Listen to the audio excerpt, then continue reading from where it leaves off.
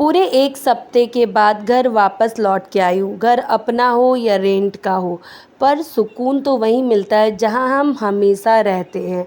घर आते ही इतना अच्छा लग रहा था, मैं सीधे पूजा के रूम जाती हूँ, भगवान को प्रणाम करती हूँ और पूरा घर देखने लगती हूँ कि मेरे पीछे से मेरे हस्बैंड और मेरी मेड ने घर कैसा रखा है।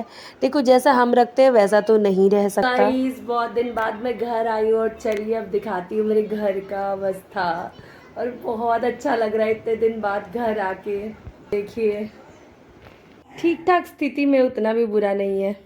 चारों तरफ अच्छे से निहारा। देखो, जैसे हम रखते हैं वैसे तो नहीं, फिर भी अच्छा ही था। मेरे हस्बैंड ने पिज़्ज़ा ऑर्डर कर दिया था क्योंकि घर आने में लेट हो गई थी और कुकिंग करने का टाइम बिल्कुल नहीं था। फिर शाम को हम दोनों मियाँ बीवी ने बहुत दिन बाद साथ में मिलकर चाय पिया और फिर आगे की तैयारी में जुट गए क्योंकि हमारे घर में बहुत बड़ा फंक्शन होने वाला है और टाइम तो बहुत ही लिमिटेड है।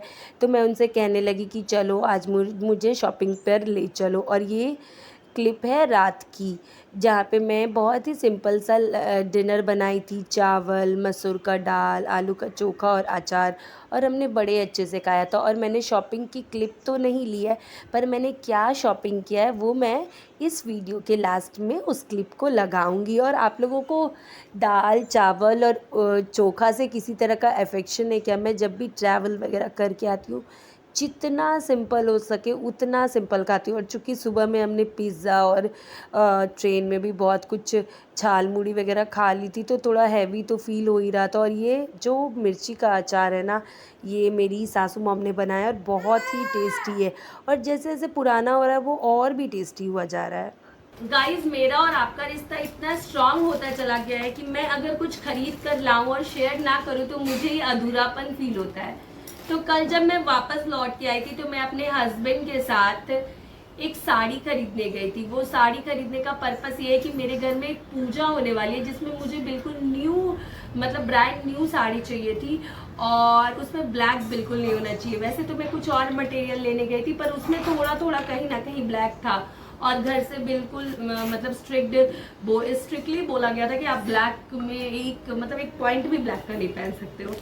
तो वहाँ जाने के बाद मैंने अपना डिसीजन बदला और ये मेरा बहुत ही फेवरेट फैब्रिक है। ये खादी इंडिया की साड़ी है, प्योर सिल्क, मुर्शिदाबादी सिल्क है। और इस साड़ी का कलर कुछ ऐसा है, येलो, मस्टर्ड येलो और ऑरेंज को जो मिक्स करके एक कलर बन सकता है वो ये वो कलर है। अगर आपको मतलब फोटो में समझ में आ रहा हो तो मैं सामने से दिखाती हूँ। ये कलर बहुत प्यारा है। और गाइज, ये साड़ी के नीचे ऐसे हैंड पेंटिंग, मतलब ये हाथ से बनाई गई है, ये पूरा हैंड पेंटिंग है और पूरी साड़ी बिल्कुल प्लेन है। तो आप लोग बताइएगा कि ये साड़ी कैसी लग रही है। और इसका जो सबसे मुझे प्यारा लगा था वो है इसका पल्लू। इसका जो पल्लू है वो आपका मैं दिखाती हूँ अभी। उसका पल्लू कैसा है मिस्टी, फिर इसका जो पल्लू है उसमें भी ऐसे प्रिंट की गई है और ये सब हाथ से बनाया गया है। और मुझे ऐसी चीजें जो मतलब हैंड वर्क वगैरह हो मुझे बहुत पसंद आता है। तो ये रही पल्लू, पर इसका जो ब्लाउज है वो प्लेन रेड है, इसमें कुछ भी नहीं है, मतलब कुछ भी नहीं है। तो मैंने सोचा है कि इसमें अपना कुछ दिमाग लगाऊंगी, कुछ अलग तरीके से बनवाऊंगी। लेट्स सी कि मैं वो कर पाती हूँ कि नहीं, क्योंकि मेरे पास टाइम भी बहुत लिमिटेड है। नेक्स्ट वीक ही कार्यक्रम है और गर्मी भी बहुत है। बच्चे के साथ इतना बाहर जाना आना थोड़ा मुश्किल होता है। अगर मैं जा पाई तो मैं देखती हूँ, उसका कुछ करवाने का कोशिश करती हूँ और वो मैं ज़रूर शेयर करूँगी अगर मैं बनवाती हूँ तो। अगर आपको मेरी वीडियोस पसंद आता है तो लाइक, शेयर एंड सब्सक्राइब जरूर करें और एक छोटा सा कमेंट ज़रूर लिखें। और अगर आपको भी ऐसी मतलब प्योर सिल्क की साड़ियाँ पसंद है, ऐसे तो मैंने ऑफलाइन ली है पर जहाँ से ली है वो लोग ऑनलाइन भी ये साड़ी मतलब देते हैं, बाय पोस्ट भेजते हैं और पसंद करवाते हैं व्हाट्सएप के थ्रू।